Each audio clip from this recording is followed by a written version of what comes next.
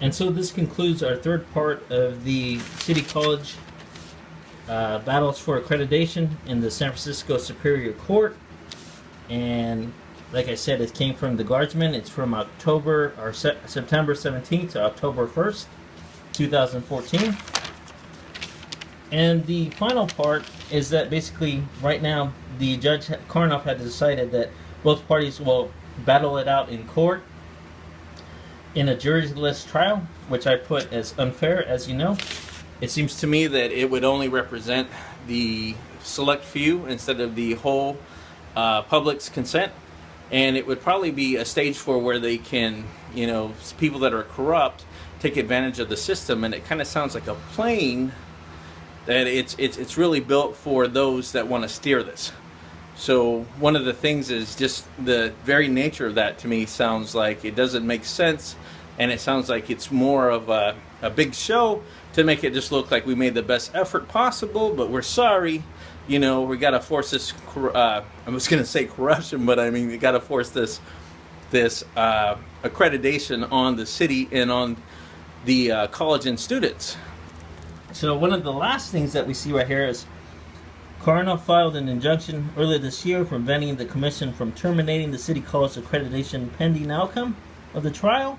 So this may be where he's working both sides of the fence, making it look like he's doing something to help, and he may not be. So we'll have to find that out. The second thing is the city attorney right here says that there's so many conflicts of interest. The commission was involved in multiple conflicts of interest.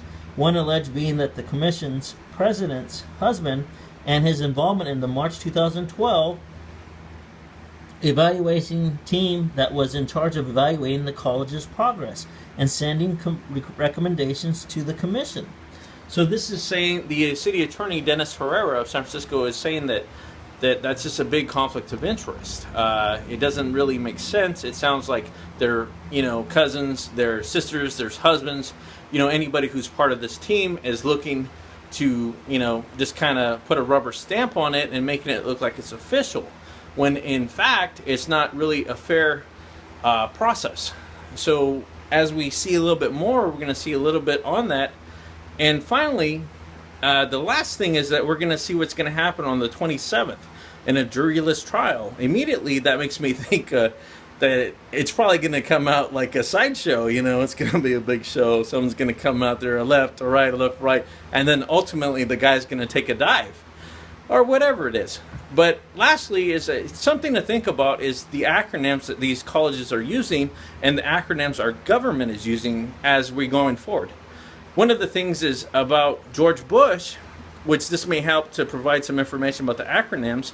There's been an old system that's been in place forever, and the old system is that there's a select few, white, that Anglo-Saxon people that have always been in control.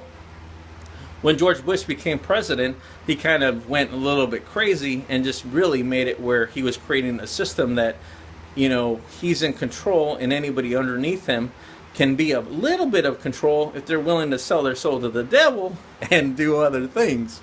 And so you can look it up. We'll provide information that will show about this white Anglo-Saxon Protestant group, but it just happens to be the same acronym that the school has, you know, with white Anglo-Saxon Protestant, which is WASP, and it also has to have happens to have the WASC, and they calling it the Western, you know, whatever.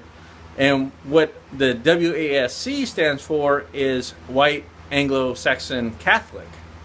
And so as we start looking at these things, they start making sense, and I can show you as I find them things that are almost pointing out to those who are initiated or aware of this, that there's a secret message and a secret group.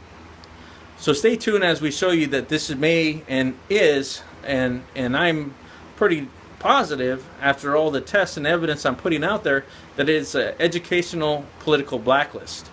And this is cycled through history, and this is nothing other than what happened in the 70s and in the 30s, and just a repeat of history.